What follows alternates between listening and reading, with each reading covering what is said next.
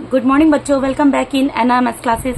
बेटा मैं आज आपको इस वीडियो में DAV class 8 maths chapter number 4 direct and inverse variation इसके वैल्यू बेस्ड क्वेश्चंस कंप्लीट कराने जा रही हूँ।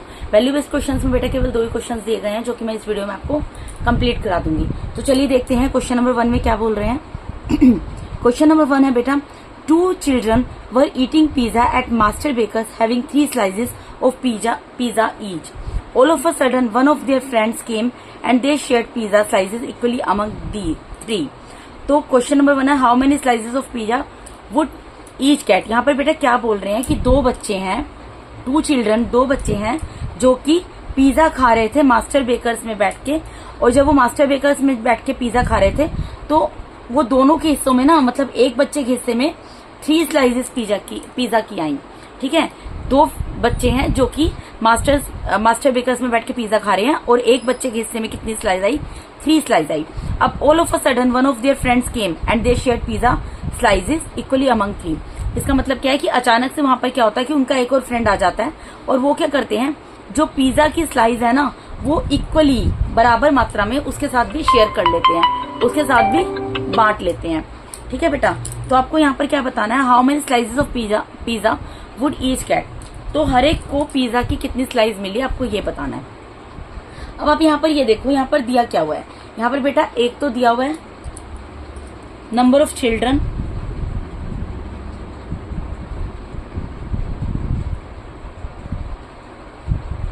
और सेकंड थिंग आपको यहाँ पर क्या दी हुई है, यहाँ पर आपको दिया है number of slices, number of pizza slices.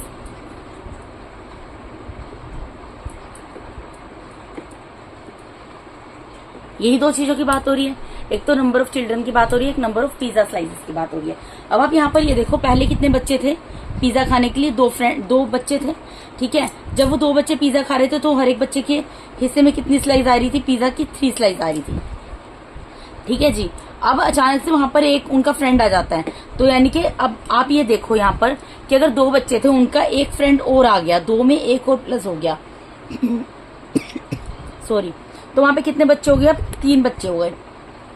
तो आपको ये बताना है कि अब उनको कितना पिज्जा की स्लाइसेस मिलेंगी एक बच्चे को। तो हम मान लेते हैं उस बच्चे को X पिज्जा स्लाइस मिलेगी। देखो बेटा यहाँ पर किसकी बात हो रही है, नंबर ऑफ चिल्ड्रन की बात हो रही है, नंबर ऑफ पिज्जा स्लाइसेस की बात हो रही है।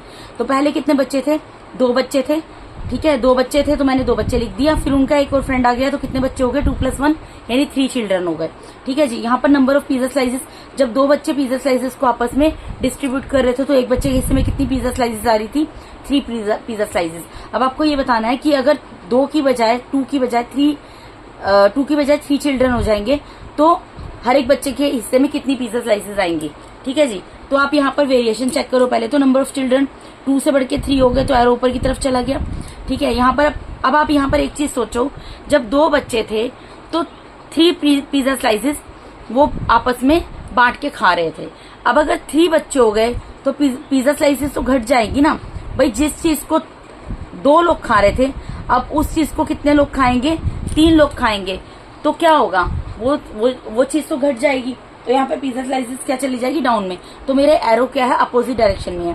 अब मुझे यहाँ पर क्या निकालना है, नंबर ऑफ पिज्जा स्लाइसेस। मैं यहाँ पे लिख दूंगी, let each children get number of pizza slices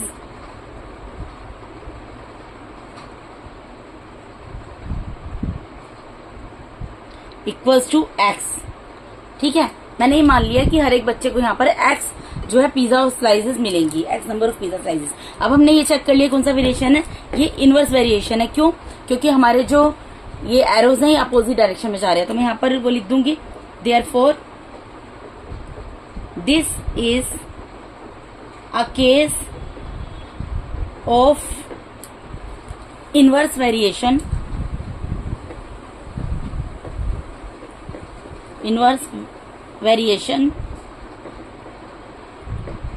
as the number of children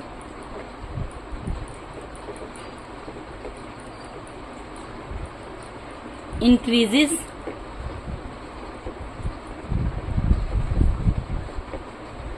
then the number of pizza slices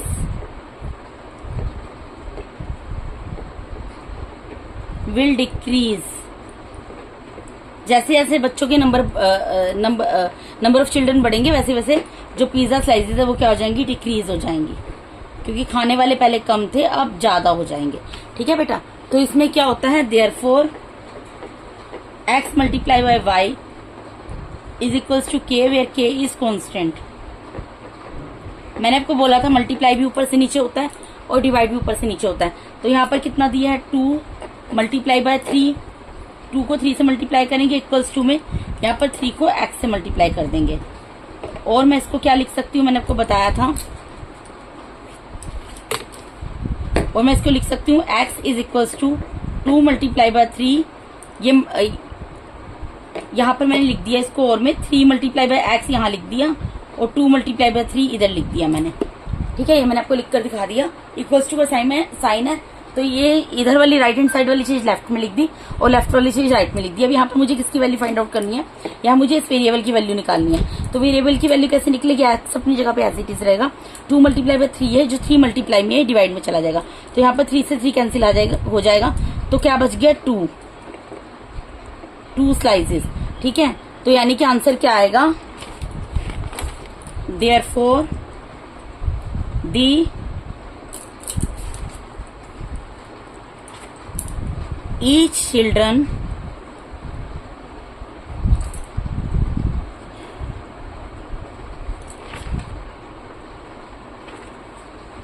get 2 pizza slices. हर एक बच्चे को कितनी पिज्जा स्लाइसेस मिलेंगी, 2 पिज्जा स्लाइसेस मिलेंगी। तो this is your answer, 2 pizza slices. ठीक है, अब नेक्स्ट क्वेश्चन, अब देखिए इसका नेक्स्ट पार्ट है फर्स्ट का। यहाँ पर क्या बोल रहे हैं, is it good to eat junk food like pizza. क्या ये अच्छी बात है कि हम जंक फूड खाएं पिज्जा, और अगर नहीं है तो क्यों। नो, ये अच्छी बात बिल्कुल भी नहीं है, because junk food causes obesity मतलब मोटापा, एंड डिजीजेस एक्सेट्रा, और बीमारियां लगती हैं, क्योंकि जंक फूड खाने से क्या होता है, मोटापा होता है और बीमारियां लगती हैं। तो ये कहीं से भी ठीक नहीं है कि कोई भी जंक फूड को प्रेफर करे। ठीक है बेटा, तो इसके फर्स्ट पार्ट में था कि आपको बताना था how many slices of pizza would each get. हर एक मतलब अगर 2 की बजाय 3 बच्चे हो गए और पहले 2 बच्चों को 3 पिज्जा स्लाइसेस मिल रही थी, तो अब 2 बच्चों को कितनी पिज्जा स्लाइसेस मिलेंगी, तो आपको ये निकालना था। तो आपने निकाल दिया कि 2 पिज्जा स्लाइसेस मिलेंगी। इसके सेकंड पार्ट में आपसे ये पूछा था कि क्या ये बात सही है कि जंक फूड खाना कहीं से ठीक है, तो आपने बता दिया नो जंक फूड कॉजेज, क्योंकि जंक फूड खाना ठीक नहीं है, क्योंकि इसकी वजह से मोटापा होता है और बीमारियां लगती हैं। ठीक है, अब इसका सेकंड क्वेश्चन है वैल्यू बेस्ड क्वेश्चन में। इसमें क्या बोल रहे हैं, by walking for 30 minutes in the morning Namita covers 2 kilometre. मतलब नमिता कोई लड़की है जो कि सुबह मॉर्निंग वॉक में 30 मिनट्स चलती है, तो वो क्या करती है, 2 किलोमीटर कवर कर लेती है। ठीक है, 2 किलोमीटर का डिस्टेंस कवर अप कर लेती है। अब आपको बताना है how many distance will she cover in 20 minutes. तो वो कितना डिस्टेंस तय करेगी 20 मिनट्स में by walking at the same pace. अगर वो सेम पेस, सेम जो भी तरीके से, जो भी सेम जगह है वहां से जाएगी, तो वो कितना डिस्टेंस अपना कवर अप करेगी, आपको ये बताना है बेसिकली। ठीक है, तो यहाँ पर क्या दिया हुआ है हमें, यहाँ पर एक तो डिस्टेंस दिया हुआ है किलोमीटर में,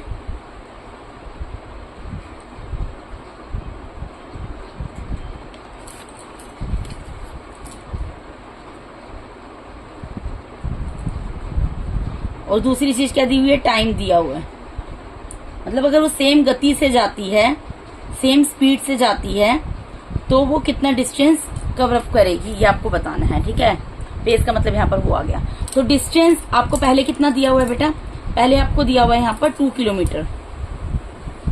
वो 2 किलोमीटर जब 2 किलोमीटर तक जाती है तो कितने मिनट में पहुंचती है, 30 मिनट्स में। मतलब 2 किलोमीटर की जर्नी वो 30 मिनट्स में कवर अप कर लेती है। अब आपको बोला है अगर वो उसी स्पीड से जाए तो 20 मिनट्स में वो कितना सफर तय कर लेगी, ये आपको बताना है। तो मैंने मान लिया x किलोमीटर। ठीक है, तो मैं क्या लिखूंगी यहां पर, let x kilometre covered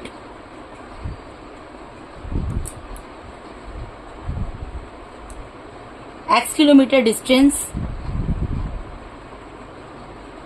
covered in 20 minutes, कि 20 मिनट में वो कितना डिस्टेंस तय कर लेगी, कवर अप कर लेगी 20 मिनट्स में x किलोमीटर।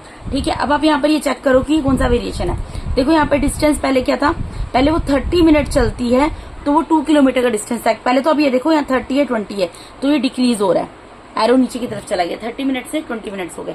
अब आपको सेकंड थिंग क्या चेक करनी होती है कि अगर 30 मिनट्स में वो 2 किलोमीटर चलती है, आप खुद सोचो अगर कोई लड़की या लड़का जो भी है वो 30 मिनट्स में 2 किलोमीटर चलता है तो 20 किलोमीटर में तो उससे कम ही चलेगा ना, 20 किलोमीटर में उससे ज्यादा तो चलेगा नहीं, तो एरो फिर नीचे की तरफ चला गया।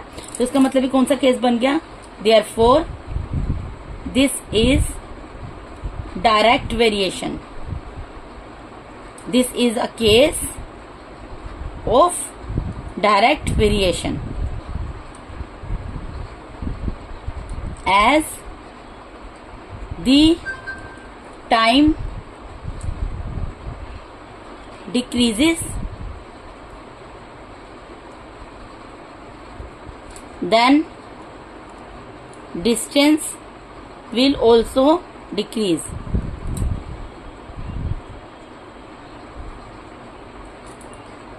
तो डिस्टेंस भी डिक्रीज होगा। ठीक है, तो डायरेक्ट वेरिएशन में क्या होता है, therefore x upon y is equal to k where k is constant. यही होता है ना बेटा, वही मैं लिख रही हूँ जो होता है। अब इसके बाद ऊपर से नीचे डिवाइड और ऊपर से नीचे मल्टीप्लाई आपको बहुत बार बता चुकी हूँ। अब यहाँ पर ये चीज देखो, यहाँ पर तो डिस्टेंस और टाइम दिया हुआ है, यहाँ पर तो डिस्टेंस और टाइम दिया हुआ है, तो डिस्टेंस और टाइम दिया, वैसे भी आप इसको उस मेथड से भी कर सकते थे, फॉर्मूले से भी डायरेक्ट वेरिएशन वैसे आपको पता चल जाता, लेकिन मैंने आपको इस तरीके से बता दिया क्योंकि डिस्टेंस और टाइम को, जब डिस्टेंस और टाइम दिया होता है तो मैंने आपको इसकी ट्रिक बताई है ना कि किस तरीके से पहचानेंगे कौन सा वेरिएशन है, डायरेक्ट वेरिएशन है, लेकिन आप इस तरीके से भी पहचान सकते हैं कि कौन सा वेरिएशन है। तो डायरेक्ट वेरिएशन है तो ऊपर से नीचे ही होगा डिवाइड और ऊपर से नीचे मल्टीप्लाई होता है, तो 2/30 और इधर क्या आ गया x/20। अब इसको क्या करना पड़ेगा हमें, क्रॉस मल्टीप्लाई, तो क्रॉस मल्टीप्लाई कर लो। अब मैं सीधा इसी को कर देती हूँ, 30 x से मल्टीप्लाई हो रहा है इक्वल्स टू में 220 से मल्टीप्लाई हो रहा है। ठीक है, मुझे किसकी वैल्यू निकालनी है, मुझे तो इस वेरिएबल की वैल्यू निकालनी है ना x की। तो x क्या होगा 2 मल्टीप्लाई बाय 20 अपॉन में 30 जो मल्टीप्लाई में डिवाइड में चला जाएगा, 0 से 0 कैंसिल हो गया, तो ये कितना आ गया बेटा 4/3। अब 4/3 क्या होगा, 4/3 यहाँ पर डिवाइड करके मैं आपको दिखा देती हूँ, ये 4 है ये 3 है। ठीक है, 3 1 जा 3 डिवाइड हो गया, 4 में से 1 सब्ट्रैक्ट किया, 4 में से 3 सब्ट्रैक्ट किया 1 आ गया। अब इसके बाद 1 तो मैं इसको डिवाइड नहीं कर सकती ना क्योंकि 1 इज लेस देन 3, तो मुझे डेसिमल उतारा जिसकी वजह से मैंने एक 0 यहाँ पर उतार लिया, 3 3 इज 9। अब फिर 10 में से 9 को सब्ट्रैक्ट किया 1 आ गया, अब मैं दोबारा 0 उतार सकती हूँ क्योंकि मैंने डेसिमल उतारा हुआ है, तो फिर ये 3 पर जाएगा। आप देख रहे हो ये हमेशा ऐसे करके 3 पर जाता रहेगा, तो इसका मतलब कितना डिस्टेंस को कवर अप कर लेगी 1.33 किलोमीटर, क्योंकि मैंने इसको 2 टाइम्स इसलिए करके देखा बेटा, ये हमेशा ही 3 आएगा, क्योंकि हमेशा 3 आएगा, इसलिए लास्ट डिजिट की वजह से पहले डिजिट चेंज नहीं हो सकती, तो इसीलिए 33 आएगा, तो मैंने लिख दिया 1.33 किलोमीटर, यानी कि ये कितना डिस्टेंस कवर अप करेगी 1.33 किलोमीटर। तो हम लिख देंगे hence 1.33 kilometre distance covered in 20 minutes. 20 minute में वो कितनी दूरी तय करेगी, कितना डिस्टेंस कवर अप कर लेगी 1.33 किलोमीटर का। ठीक है, तो ये आपका आंसर है इस क्वेश्चन का। उसके बाद ये आपका आंसर है। उसके बाद सेकंड पार्ट क्या है, what is the importance of morning walk. Morning walk की क्या इंपॉर्टेंस है, मॉर्निंग वॉक करने से क्या होता है कि बॉडी फिट रहती है। जो लोग कर पाते हैं बहुत अच्छी बात है भाई। ठीक है, तो ये इस क्वेश्चन का आंसर है। ठीक है जी, तो इस वीडियो के अंदर बेटा मैंने आपको DAV class 8 maths chapter number 4 direct and inverse variation, इसके वैल्यू बेस्ड क्वेश्चन का question number 1 and question number 2 with their two parts complete करा दिया है। अगर आप मेरे चैनल पे नए हैं तो काइंडली मेरे चैनल को सब्सक्राइब कीजिए।